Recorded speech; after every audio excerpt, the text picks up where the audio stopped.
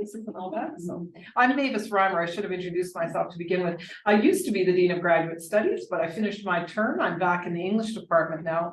And my primary research project, which Sarah's involved in, is the 6 seasons of the Sinisgathinawack project. So Sinisgathinawack are Rocky Cree people from north central Manitoba.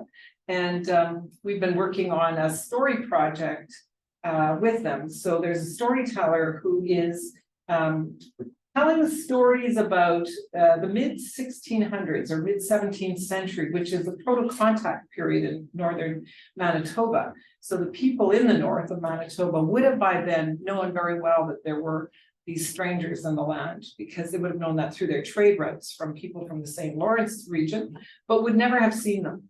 So they circulated the Europeans at that point as stories for the people in the north. And so what William Dumas, who's the storyteller of the project, is trying to do is to reach back and, as much as possible, tell stories set in that context that are culturally and historically as accurate as we can make them, as a way of, and we produce them in picture books, we produce them in picture book apps, digital picture book apps, we produce teachers' curricular and teachers' guides to go with that material so they can be used in classrooms. And the intent really is to, our first audience is Rocky Cree young people and other Indigenous young people from the north, because one of our big objectives of the project is to let the young people come to understand just how their people, their ancestors, not just survived, but thrived in their places. And the way William, when you hear William speaking about this story, he says from his point of view, young people need to know they came from strong people in order to imagine strong futures for themselves. So that's sort of what we're doing. We're taking the past into the future and into the present, and then hopefully into the future, and allowing young people, we hope, to find their own ways by knowing about their history. So and that's we're hoping both for this material to be used in First Nations classrooms and communities, but also in public classrooms. So we have affiliations. We have a big partnership grant which allows us to to get the material into public classrooms in Manitoba. One of our partners is the Indigenous Inclusion Directorate of the Manitoba Education Department, which determines curriculums. So yeah, that's our plan. We definitely plan. We hope that in the future, no young person can say that Manitoba is, that Canada or Manitoba are young places, because of course, as we know, it has been inhabited. Manitoba, northern Manitoba, artifacts dating back 12,000 years have been found in the north, and it's so. And the Indigenous people tell us they've been there much longer than that. So. Yeah, there's lots of history here. And I think it's one of those effects of colonization is that young people can still imagine they live in a young place, which is not true. So in any case, that's the project that I work on and that Sarah is working on. And when I was Dean of Grad Studies, we got the Indigenous Summer Scholars Program started, in part because we found, and we were told by people who ran the grad programs, that they were getting applications from Indigenous students, but sometimes they felt that the students weren't well positioned in terms of knowing how to write those applications, how to make themselves really, really competitive for the programs, for the best scholarships and so on. And I remember that I sat down with a group of people in grad studies at that time and said, no, we have a fundamental problem. If we live in a country that is crying for Indigenous leadership, right? Young people who are going to be the leaders in our country. And we see graduate school very much as a place that prepares leaders in society, for all sectors of society, whatever disciplines and paths you choose to follow. So if we have Indigenous young people who can see themselves as leaders and we can't get them to the education that they need to really make that move, then we're falling down on the job. So how do we do this? So that's really how the ISSP program started. And so that's really where this workshop comes from, because one of the things that you need to do when you are filling out an application for graduate school, or probably professional schools as well, or eventually when you are emerging researchers, you know, in universities and research centers and labs and so on, is you need to know how to propose research projects. You know, even people like me who have jobs in universities and are paid by the universities still need to get research grants in order to be able to do the kind of work we want to do on our project. So there aren't many research projects that don't take good resources to do well. And so we want to talk about how do you write a research proposal here. Now, I think there are some people online. We have two, Jenny and Tiara. Okay, Jenny and Tiara, can you hear us? Do you want to tell us a little bit about who you are and what your project is quickly before we start? Sure. Hey, I'm Jenny. Okay. I'm a Métis from Winnipeg, and my project is the Manitoba Food History Project. Oh, wonderful. We're gonna be looking at like sheep and stuff, but I'll tell you more about it another time. Yeah, okay, great. No, I know that project because the researcher there has been part of ISFP for many, many years, so great. Tiara, do you want to tell us a little bit about yourself and your project? Hi, sorry I couldn't be there today. My name is Tiara, and I'm working with the Rocky Cree project, which I'm sure Mavis just explained to you all what it's about. Yeah. Yeah, so Tiara, like Sarah, was thrown into the deep end and is swimming this week in Thompson at the conference. What the conference is actually is an opportunity for Rocky Cree people from the north to actually gather to hear some of the work we've done on the project. And also for the elders to have sharing circles in which they talk about various Rocky Cree traditions, cultural, sort of cultural. I'm trying to think now what the topics are, but different cultural topics like raising young people and so on. Sort of what is the idea of education and pedagogy within traditional society for them. So that kind of thing. Anyway, yes, it's going to be a great weekend, we hope. All right, so the way we're going to do this, Melissa and I did this last year as well, and what we do is kind of go through the steps of building a research proposal, and it worked well because I come out of, as you can hear with my work with stories, come out of a humanities background. The project we're on does include scientists. It includes, for example, archaeologists, but much of the program has humanists and social scientists on it. That's really the focus of the program we're on. Melissa, of course, works in what are sometimes called hard sciences, which I really dislike that designation, or maybe bench sciences are sometimes called. But so she sometimes has a very different take on what this might mean. So we've got hopefully, I'll go through it and she will add things where she thinks the way I'm putting it doesn't quite make sense to a scientist. So if we can have the first slide. Okay, let's go. Yes, I'm just. Michaela's going to do this. Yeah. So the very first thing you always have to do is have a question. And actually, I think this is the neatest thing about being a researcher. And one of the reasons why I really encourage all students to consider going into grad school and advanced education, and especially Indigenous young people, because this is where the questions get posed and then answered, and the answers to the questions researchers find are what gets into the textbooks. Eventually, it's a long process. Somebody once did a study in which they tried to figure out how long from a research, you'll get these slides, so just write down what you want.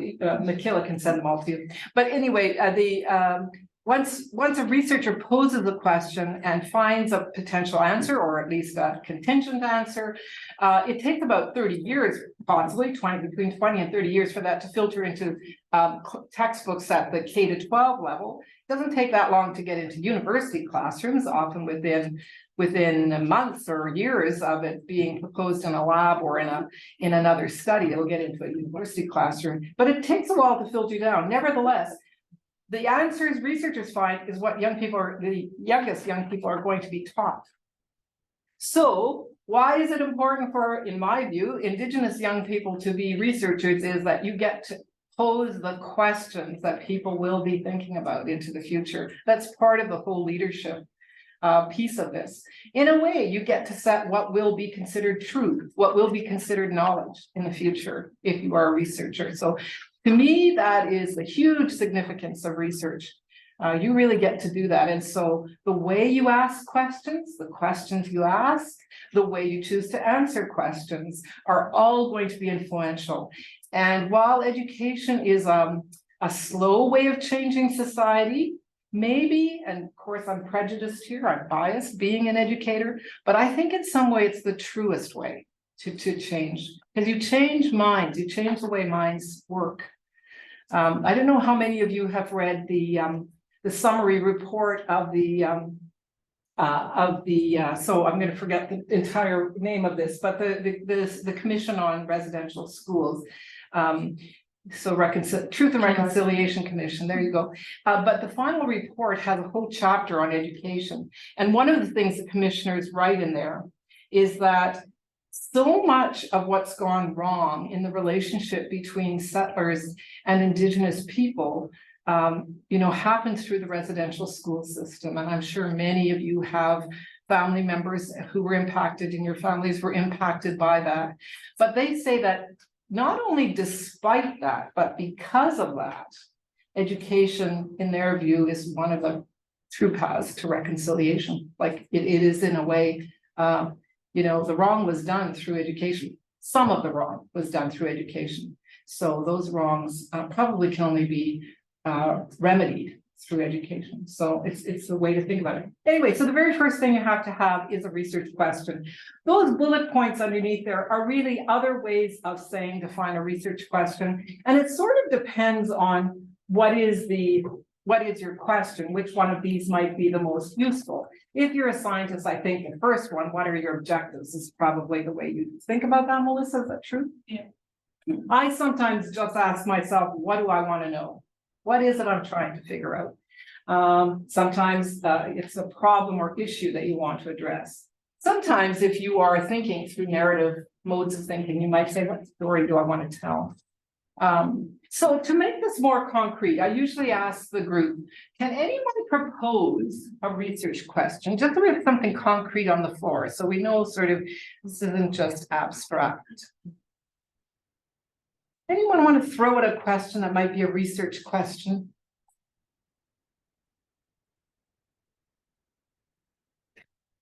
Maybe like how can organizations attract and retain Indigenous talent? Okay, so how can organizations attract and retain Indigenous talent? So that sounds like a really good research question to me, a really good a way to start. So that is something you want to know. So if we go to the next slide, if we take Eukarya's, right? Eukarya's question, then the second part of this is to refine it. So we want to start by thinking, is the question we've asked answerable? What terms, or do we need to define it to make it answerable? Are there limitations that you need to impose on your question to make it answerable?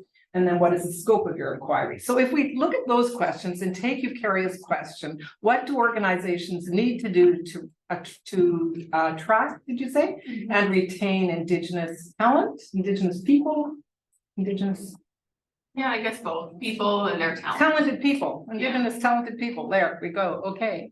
So is that question answerable the way she's posed it, the way we posed it? We're going to take this as our question.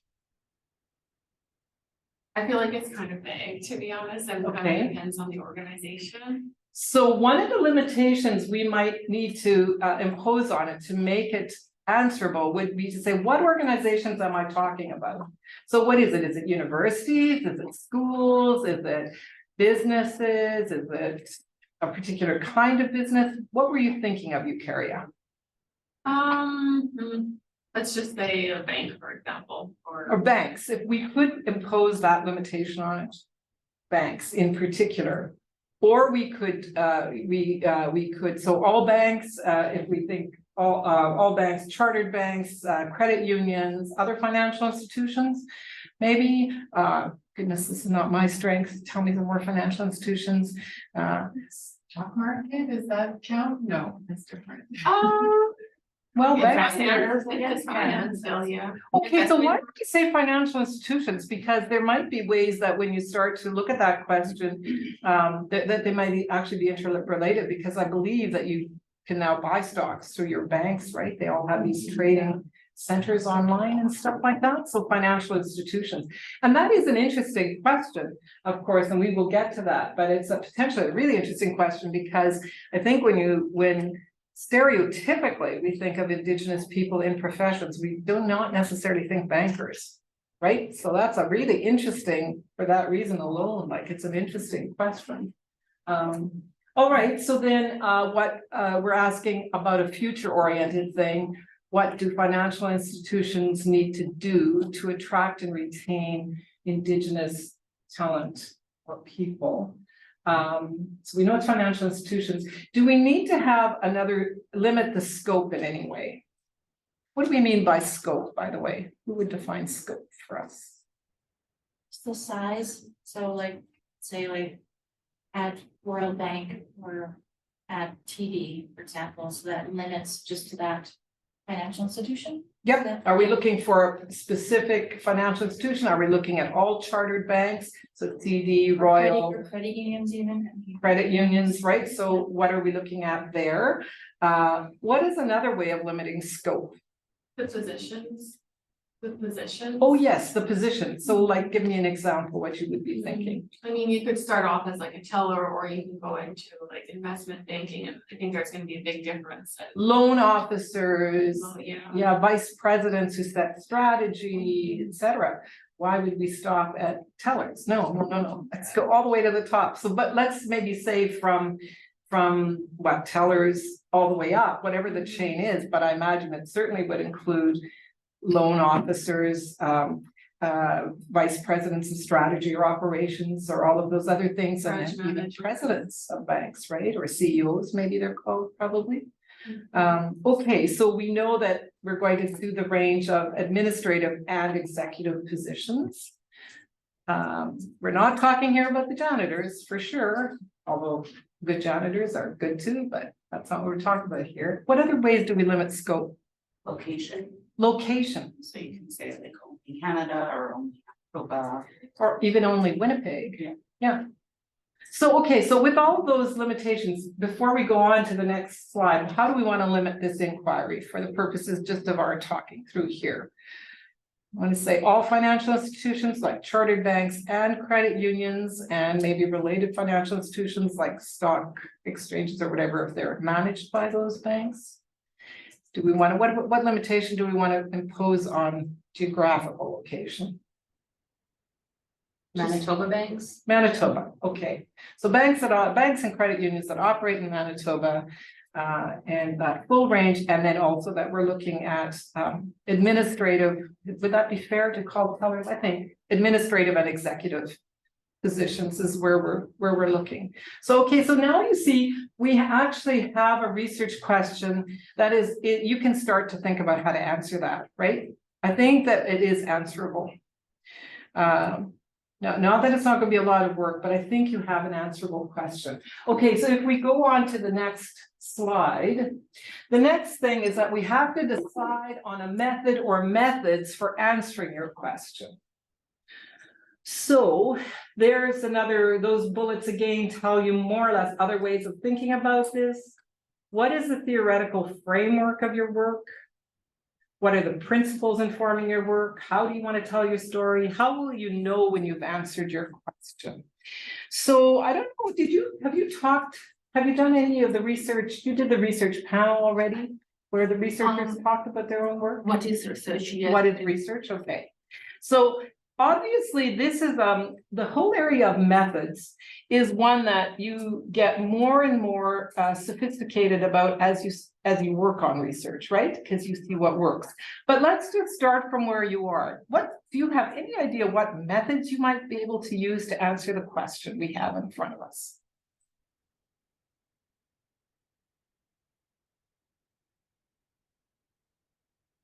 Is it Under, qualitative research? Qualitative research is a kind of research. So what things might fall under qualitative research, Sarah? Like data, so like numbers, getting. We're looking for maybe the numbers of banks, the numbers of employees, and then like kind of narrowing it down and seeing. How many of, I guess how many are indigenous and then kind of framework. Yeah, so even to do that first kind of benchmarking or environmental scan, we sometimes call that. What's the state of the situation right now? You know, how many Indigenous people are working as tellers or higher administrative and executive positions in financial institutions in Manitoba? So, you know, that would be a really good place to start for sure, just collecting the base data. Once we would have that base data, so we actually know what the picture is right now, as best as we can tell. And of course, we'd have to figure out, do they actually collect information on whether their employees are Indigenous or not? I suspect increasingly people do, but I wouldn't say it's universal yet. So you might have to figure out what's the quality of the data you have. Sometimes what happens in a study when you go and you try and do this environmental scan is that you find out you have to change your question because the information is so bad you can't even answer your question, right? So let's say we were working back 10, 15 years ago. I suspect you would find out that the information was so bad you actually couldn't figure out if a place had Indigenous employees. So then you might have to say to yourself, well, I would like to answer that question, but first I'm going to have to answer the question of how many Indigenous people work in financial institutions in Manitoba and at what level. So you sometimes have to change, you have to go back to your question and say, no, I have to ask another question first because I can't even get at this information. But assuming we can get that information, what other methods might we use then? Because remember, our question is how do or how should, maybe how do and how should, we didn't really talk about that. How do and how should they, financial institutions that is, work to attract and retain Indigenous employees at these levels? You've got a suggestion, Cassidy? Working with places such as, for example, like the Negan College is somewhere that hires a lot of people through them. So it's not only a college, but I guess I should have said CARD. It's like an employment service for Indigenous people. So reaching out to like other programs or services like that employ Indigenous people would be a great place to start because they already have that database full of Indigenous people looking to work. So if we were actually trying to get a particular institution, a good resource for hiring Indigenous people to make some connections. yeah. Yeah, I mean, one of the interesting things though, if we're looking at the how, like what should they do in order to attract and retain? So you're suggesting right off the top, you might know that making connections with other organizations that work on finding employment for Indigenous people,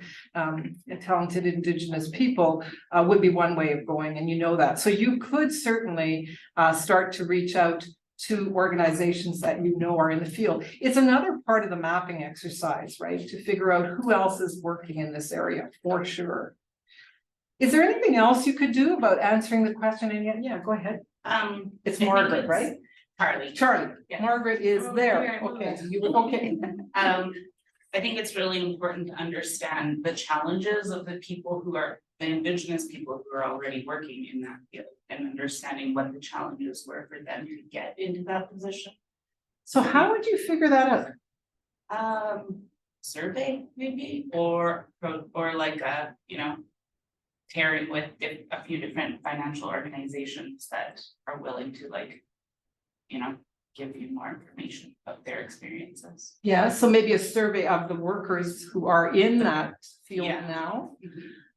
And so it could be a survey, could also be, what's another way of finding out from people what their experience is? Let's see, you're working in the Oral History Center, right?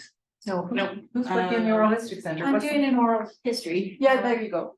Yes, sorry, what was the question? So what's another way of finding out what people, how, you know, if you're thinking about what people's difficulty who are already working in financial institutions, how, what the challenges were, I think is the word Margaret used. So you can do interviews, the interview survey is a good one.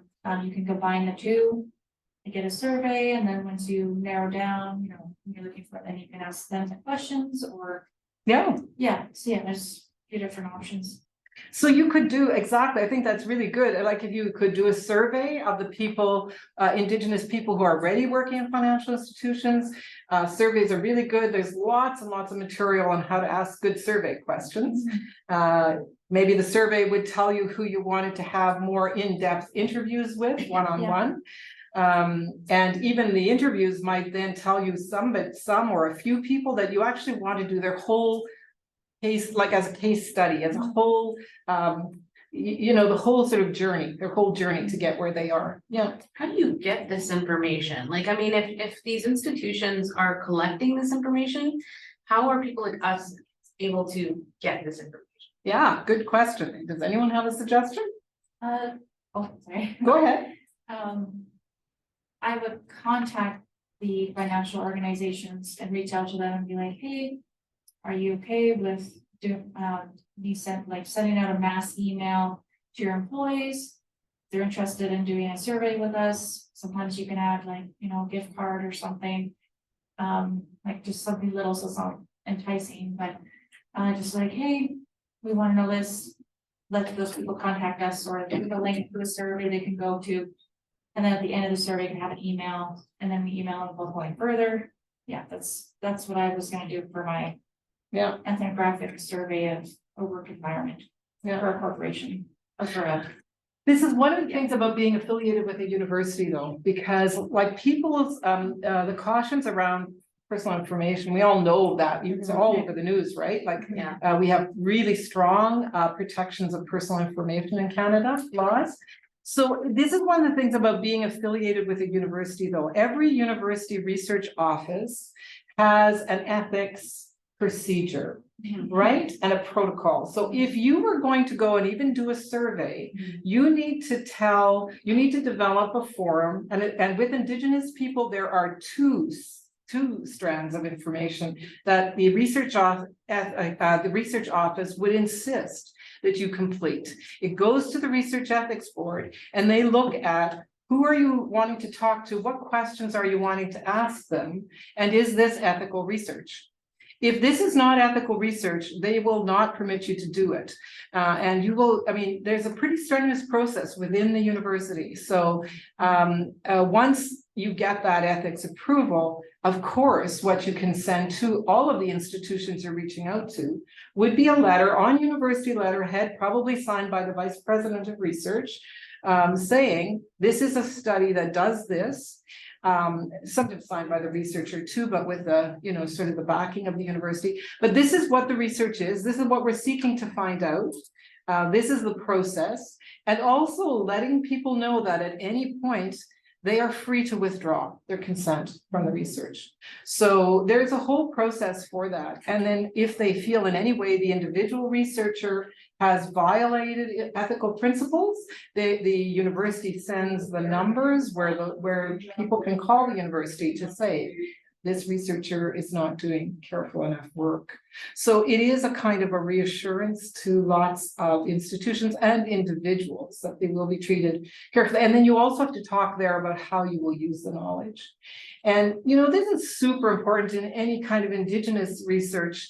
There's a very well-known Australian researcher who wrote a book on Indigenous research methods, who starts her book by saying, research is the dirtiest word in the Indigenous world's vocabulary, because so much research was conducted on Indigenous people that was highly unethical. I mean, I'm sure you've heard about, for example, some of the research on nutrition that was carried out in the residential school. I mean, it's horrific to even think about. So, you know, so research, and that's why all universities that I know in Canada have also a separate stream of ethics approval for Indigenous research. So, and also, yeah, go ahead. Oh, sorry, I was gonna say for this, the whole thing was to have like a full proposal done Mhm. at the end of the class, ethnographic methods. Mhm. And I had to take the core training, ethics training, so that was a 4-hour thing I had to do, but if anyone can take that, it's through Government of Canada, and it teaches you all the ethics, and you get an actual certificate, you can put it on your CV, resume. yeah, absolutely, yeah. So that was really helpful, it teaches you a lot. And then I had to do I think it was called the IRB form. So I do like the full ethics form, the consent form, like what I would give to them. Yep. I had to do like everything for this whole project, so Yeah, it shows how long it can take, but at the end of it, you know, you feel good because it has everything. People will know exactly.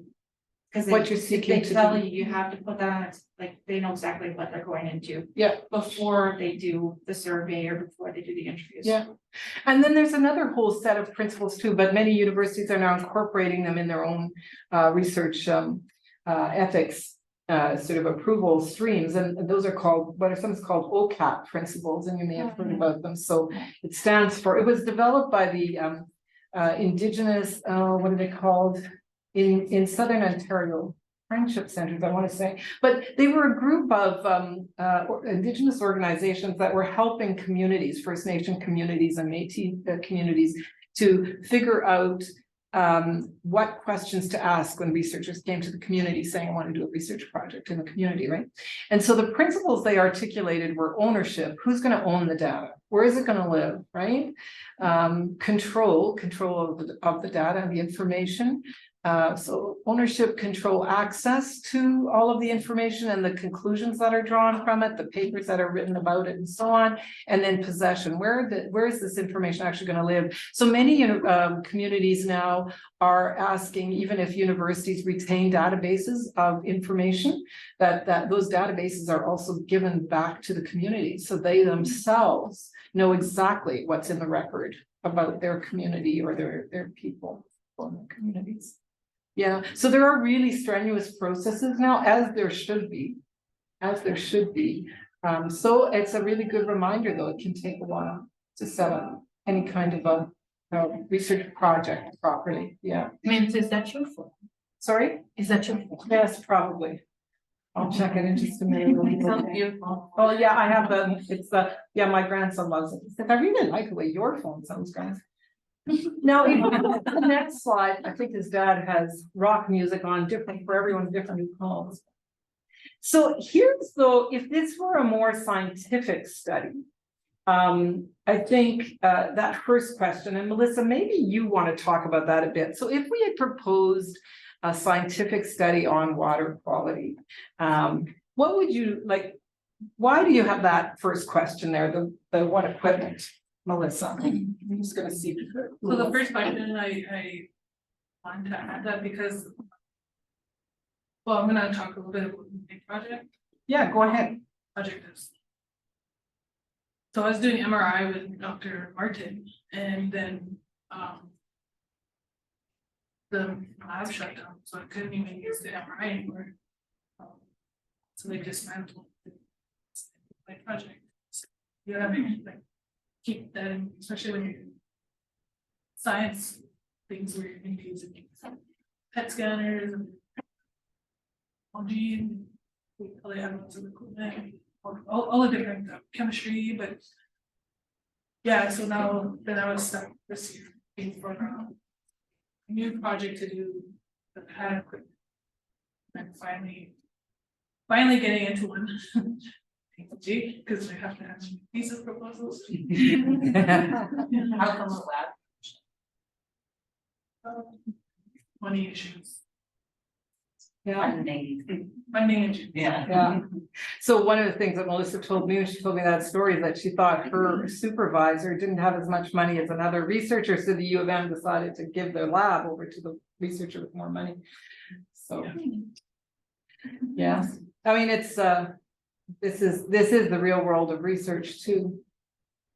Yeah, so, and I've been working on this project since 2019, so I'm like pretty familiar, and I was kind of upset that I couldn't carry on with it because I had like an exact plan I was gonna do for my PhD. So, I'm probably out of their viewpoint. I don't think they can see, because Okay, I have like minimized it because they, whatever the noise I make, it's going to, it's gonna show me. okay, Yeah. so yeah, that's basically when you're, especially in sciences. That I look forward to. Which equipment you're gonna use for the duration of your project? 4 years, 2 years, 5 years. great. Equipment can sometimes also be a barrier to other kinds of research. I mean, I guess you have to have the right recorders if you're doing interviews. You might have to have the right software if you're trying to crunch lots and lots of numbers or do thematic analysis of interviews, for example. So it is something to think about. Are you going to need specialized equipment or software to do your? Actually, one of my he's not my colleague, like he's not in my research group anymore, but he's doing a project and he's like computer to be able to do the post processing. Right. Brain data. Yeah. So those are questions that you do have to at least have some idea about when you propose a research project. And again, depending on what the purpose of the proposal is, if it's for writing for a graduate school application, they're not going to expect you to know every piece of equipment you need. But in Melissa's case, that's not true. You actually do, she does need to, with her PhD now, be able to identify exactly what equipment she's gonna need, right, in order to do it. So that's something to consider. It becomes more and more important, of course, as you move along and are the one in charge of your research project, fully in charge of your research project. You already raised the second one, Sarah. Will you use quantitative or qualitative methods for analyzing your data? And I think here we actually might use both, because we're first of all interested in the numbers of Indigenous people and the levels at which they're working. And then by qualitative, what were their challenges getting here? And what were their challenges? What gave them the opportunities, right? Where did they get the opportunities? The question about will a project be undertaken by a single researcher or by a group depends on the size of the project, probably, to some extent, and of course, all labs that I've ever known, and you would know this too, I think, work as teams.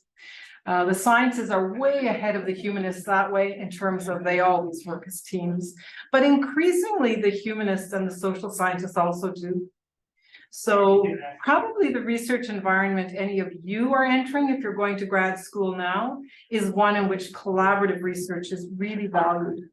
So people have become more and more aware of the fact that most of the most interesting problems and complex problems facing our world, whether it's environmental studies, global warming, whether it's economic issues, somebody's working on water issues, for example, and Melanie O'Gorman, of course, is an economics prof, but it's not just a question of money. It's a question of culture. It's a question of history. It's a question of, societal attitudes. It's a question of biology, the value of water itself to human life, and so on. So, like most of the important questions are so interconnected that the understanding now is that you need teams, you need collaborative people, collaborative groups to answer any of these big questions.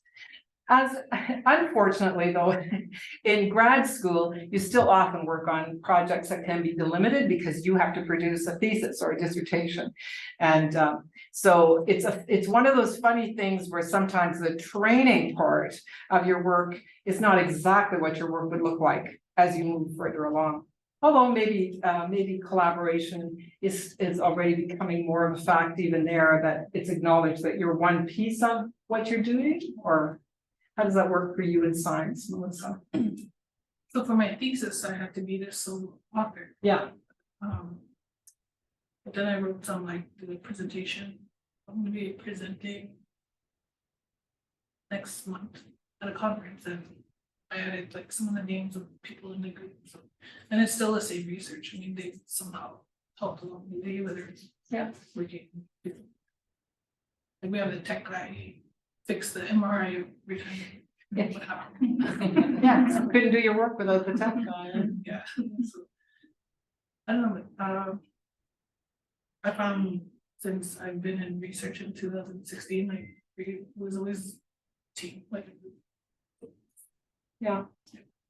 So, and then that final question, will you engage a community to help you answer your question? So we didn't talk about that at all yet, but could we see a way in which we would engage a community, an Indigenous community, to help us answer the questions about what an organization, what financial institutions are doing or should do in order to recruit and retain Indigenous talent? Would there be any benefit to engaging a community and helping you answer your question? I think you could engage like community organizations, maybe like that help educate people, Indigenous people. And like community centers that like help people find jobs and employment. So Yeah, I think what Cassidy was Yeah. already saying, yeah, so you might engage community organizations, yeah, yes. I Yeah. know there, oh, sorry, I was gonna say, I know there's like a bank on Broadway called the First Nations Bank. Yeah. So maybe banks that are run by Indigenous people, maybe they could weigh in, you know, or, you know, give a different perspective, as you know, but. What it means to be a Yeah. financial institution Yeah. from an Indigenous point of view. Yeah, yeah, basically. Or That's they can really advocate for interesting. people, or- Yeah. Yeah. So you could, I mean, now, and as I said, you could maybe go back and think about your research question or your methods. It is a method question. Do you first want to set an understanding of what a financial institution might be from an Indigenous point of view? And if so, that might be a really interesting place to start. Which are the financial institutions in Manitoba that are actually run by or expressly for Indigenous people? Yeah. Or with them. So there's the First Nations Bank, you said. I think there's also a credit union, Yeah, I feel like right? there is, yeah. And I forget Is the it on name. Broadway too? Is it It on is on Broadway? Broadway Maybe too, it's the yeah. same one. I Yeah, think isn't there some banks too on reserve? Like, I don't know, Yeah. I'm not sure if the Royal Bank in Norway has it. oh I'm yeah. not sure if it's. like- Yeah, so that- So, I mean, you're starting to refine your question again when you think about methods, because, yeah, would you find, like, is one of the questions we didn't actually ask when we were refining our research question is, what does it mean to be a financial institution from an Indigenous point of view? So like, if you think maybe we need to define our term, a financial institution, not just in terms of whether they're a credit union, a chartered bank, a stock selling enterprise or whatever, but also just, you know, what does it mean to be an Indigenous or a financial institution from an Indigenous point of view? That would be a really interesting angle too. Yeah, so you might decide to engage at your first step of your research in bringing on board that kind of a community organization. You know, Tiara and Jenny, I realize we're ignoring you because I don't see you on the screen. Do you have any comments about this, all of this method stuff we've been talking about? I'm just enjoying listening to it all be explained in this way. So I appreciate everyone for letting us zoom in today. But just jump in. If you hear something, say, hey, I'm still here. Okay. What about you, Tiara? Yeah, I'm also just listening in. I don't think I have much to say at the moment, but if I do, I'll jump in. Good, good. Okay, so let's go on to the next slide. So after you have, and you can hear, the other thing I should say, you can hear from all the methods we've discussed.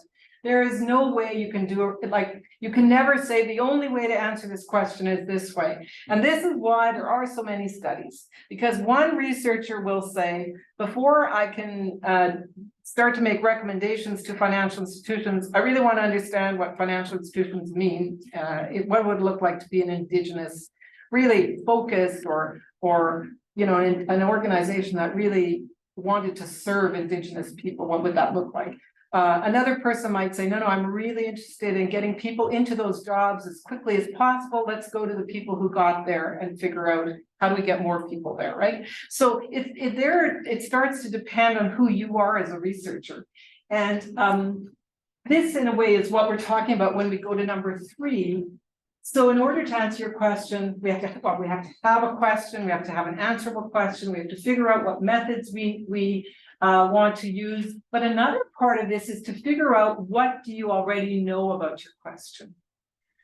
And so this first question starts to focus on who are you as a researcher? This is something that didn't used to be done very much. People assumed that researchers, the big thing for researchers was to become as impartial and objective as possible and kind of strip themselves as much as possible of all their personality characteristics, idiosyncrasies, and so on. But I don't think people believe that anymore. For one thing, they think it's false. If you go in pretending to sort of be objective, you probably you're not being truthful, right? And if you don't understand your own position in relation to the question you're asking, you are not going to be able to take into account how that might also skew or influence or help to determine how you ask the question and what you see. So this is an important thing. I mean, that first bullet is basically what we sometimes call positioning yourself as a researcher. Who are you? Why, you know, how does this inform your interest in this subject? So for example, if you are a researcher whose family has been, you know, whatever, whose family had their house seized by the bank before, you know, failure to pay mortgages or something, your attitude to financial institutions is going to be something quite different, potentially from someone else. And it's worth acknowledging that to yourself, not to not use it or to pretend that's not why you're interested, right? If you're interested because you saw your father spiral into depression because he could not pay a mortgage and felt that was a man's job and all that stuff, that makes a huge difference to how you regard financial institutions and how you're going to take up this question. So it's better to know that and actually to perhaps use it to help you frame your questions and your methods. Same thing about the stories. What stories have you been told that might relate to your question? What experiences have you had that might inform your approach to your question? So if you've ever walked into a bank and felt that the security guard was trailing you because you look like a racialized person and they're not sure that you should be in a bank or that you're probably there for the wrong reasons or something, that has a huge impact on how you're going to think about financial institutions, right? I remember the story that was all over the news about the young girl who went with her grandfather to the bank. And I think I can't remember exactly I think it was the manager or something came up to them and asked something like, I can't remember, it's just like a really sort of, what are you doing here? Yeah, Yes. exactly, like, I mean, like, we're trying to open an account or something. Who's withdrawing money? Or something like that, yeah. He was depositing money for his grant. Yeah, I think it was actually depositing money, and the sense was that it was $10,000. Yeah, it was a big amount, and the man worked himself. Why do you have this amount? Yeah, excuse me? No And kidding. that, like, just, everyone saw that story, and I can't imagine it didn't, like, like, even like, just thinking, I was like, that would be horrendous, like, I would never want to go to a bank again. Right. Or I'd be, you know, like, I wouldn't trust banks, right, Yeah. like that, like. Yeah. That's scary, like. That's scary. Yeah, and So- I remember seeing it on the news too, because the older man was a very traditional, like in Yeah. terms of, he presented as very traditionally Indigenous, right? I think he had long hair, maybe even a braid, but like he presented as traditionally Indigenous. And so you did not have to ask very far, why would they query this man about having $10,000, right? At the sense that it couldn't be legitimate. So yeah, oh, absolutely. And so those are stories we've all had. And if that was was an experience of all heard, and if that was an experience you'd actually had, it would be huge. But again, might point to why this is such an important research question, because if a man like that and his granddaughter walked into a bank and saw a very indigenous looking teller, how would that change his his experience too? And then what previous research have you undertaken that shapes your current project? So these are questions that you really need to know when you're developing a research proposal. So if you already have some experience with a research project, maybe you've been engaged in one collaboratively and you now want to take something out on your own, that's always important to say.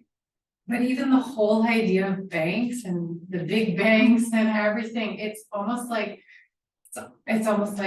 settler colonial mindset, and the way the banks were set up, they make money off of the poor people's backs and mortgaging and, you know, getting people to take out these huge credit card loans, and the banks essentially like end up owning everybody, which in a way negates a lot of the philosophies of Indigenous thinking and culture, where it's not about always taking and getting and gaining and accumulation. Yeah.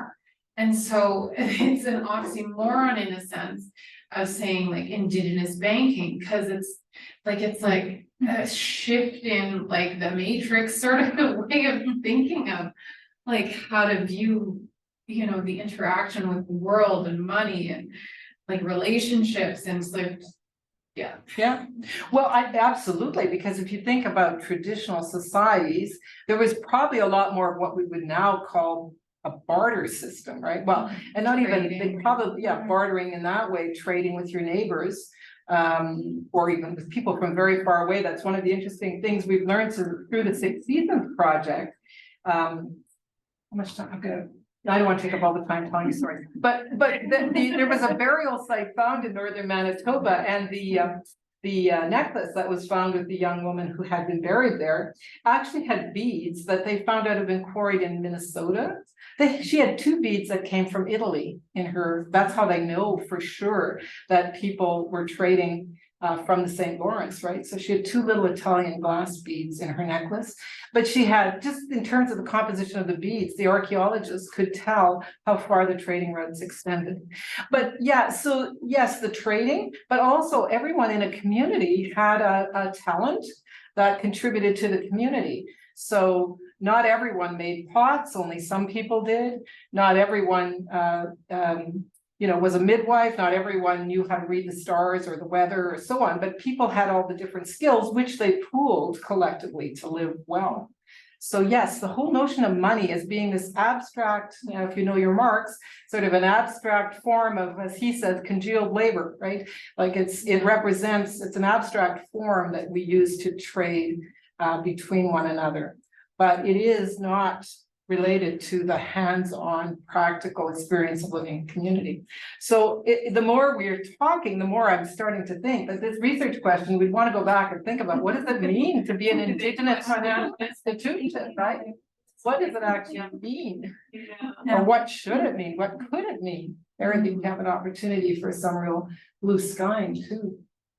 All right, so determine what you already know about your question, and then the next one, Michaela, is determine, if you flip to the next slide, that's okay, what others know about your question. So this is where often graduate students are told to start, which is what is called the literature review, that first topic, what else has been written or published about this question or related questions.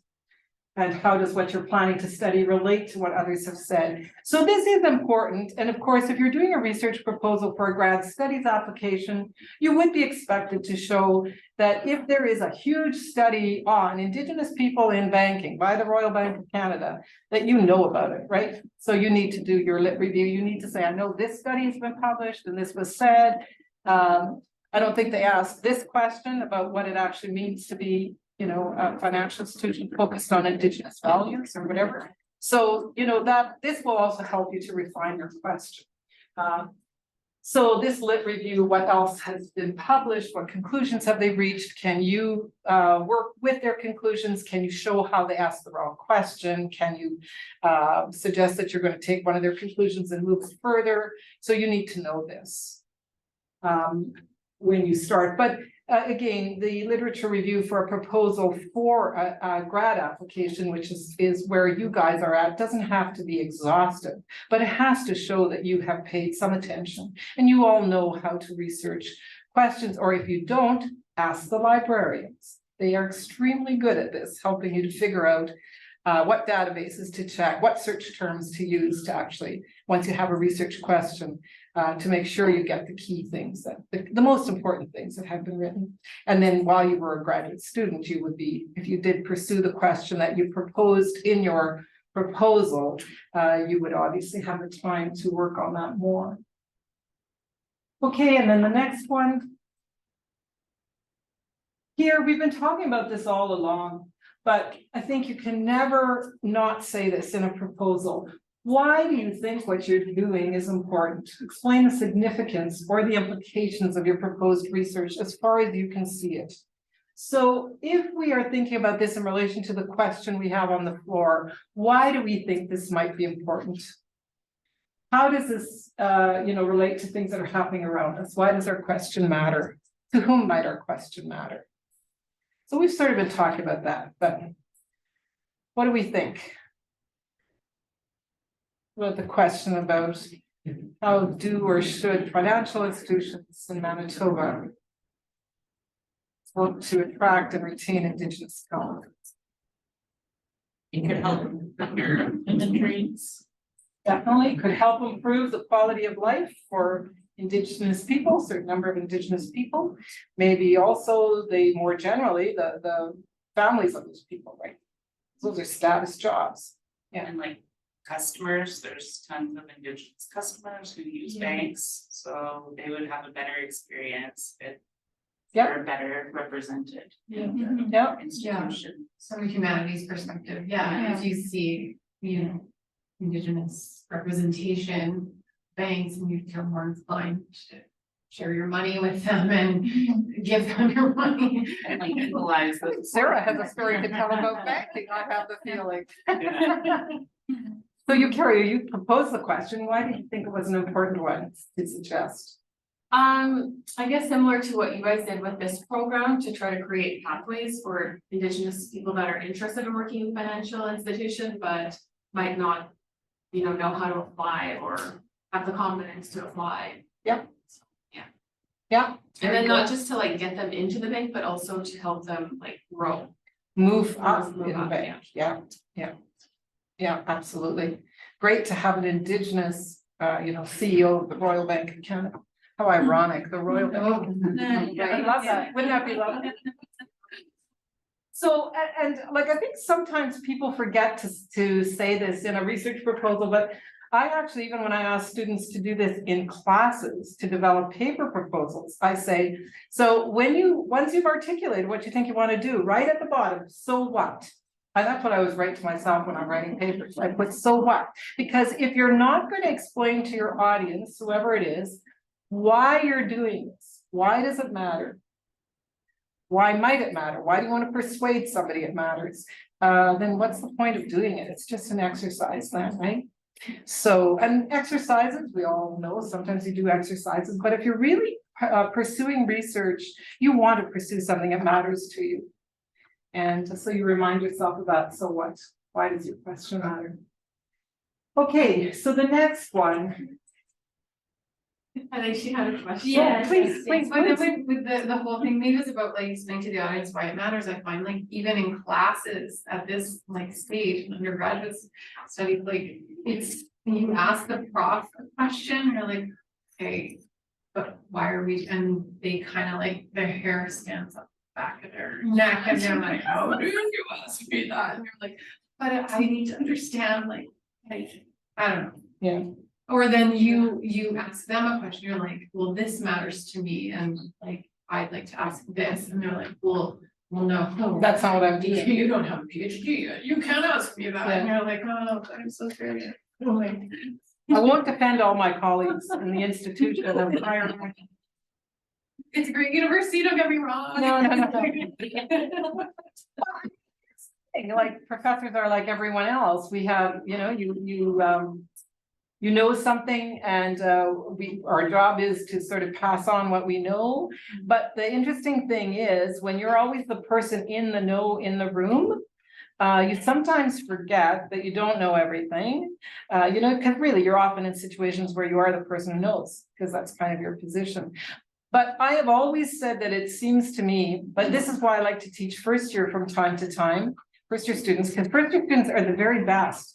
They go like, why are we studying whatever? And it's a very genuine question. Like as you get further along, you know, you're not going to bother answering that question. You're just going to figure out how they want you to study it, right? Yeah. Because unless it really, really matters to you, right?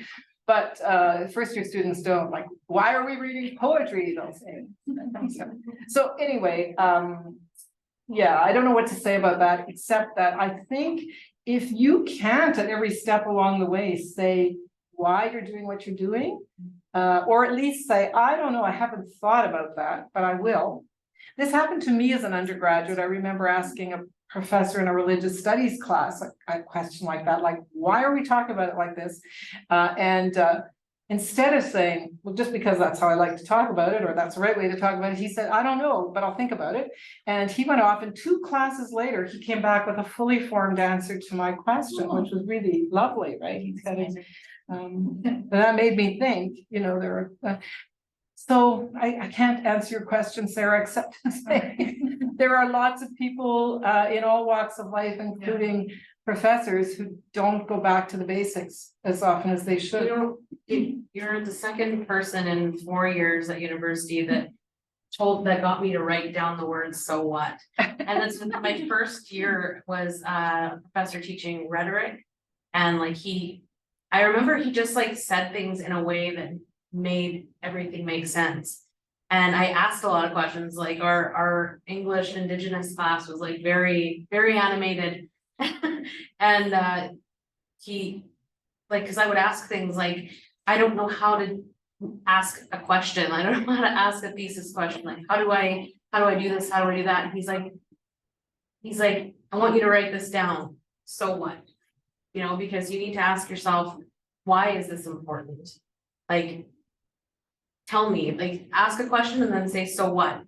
And that's your argument. That's how you make an argument. Yeah, it's how you Yeah. remind yourself if you're on track to make an argument, Yeah. right? Because if you're just, and so many people can do that, they define a question, then they can go on and on giving you context.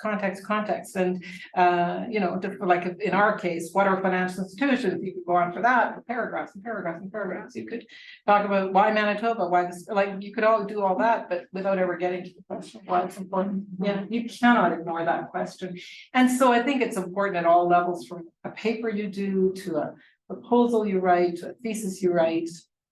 And it's the only thing that ever motivated me for those long projects, like for my master's thesis, my PhD dissertation, because you're going to be working at that for months at the same question. If you don't think it's important, you are, and this is independent work, like you have to drive yourself to do. So you're never going to get through it if you can't answer that question. Yeah. So I don't know, I guess keep asking. Most people will probably not have quite that response. I hope. It seems like Okay. it's very easy to get tangled in the web of research when you're developing your research question and how you're gonna start your research program. Like, to me, that seems very daunting if I were to do it alone, because I'd be like, you know, how you were about your oral history your oral presentation.